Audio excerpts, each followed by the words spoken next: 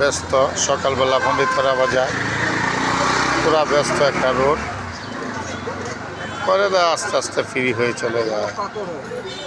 মুরগি 150 টাকা, কম নাই, নিল না নিল 60 টাকা সব জায়গায় বেছে। আমি 50 টাকা, 150 টাকা, যার যতটুকু লাগে নিতে পারে।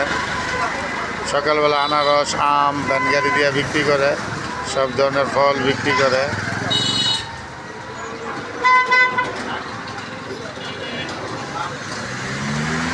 গাছের চারা সকালবেলা পাওয়া যায়, নারকেল, সুপারি, গাছ, ফুল, লটকল, আপেল, আঙ্গুর, গোলাপ ফুলের চারা সব কিছু পাওয়া যায়।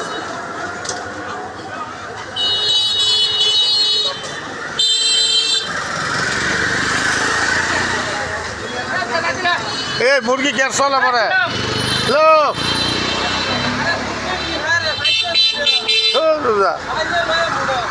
আচ্ছা,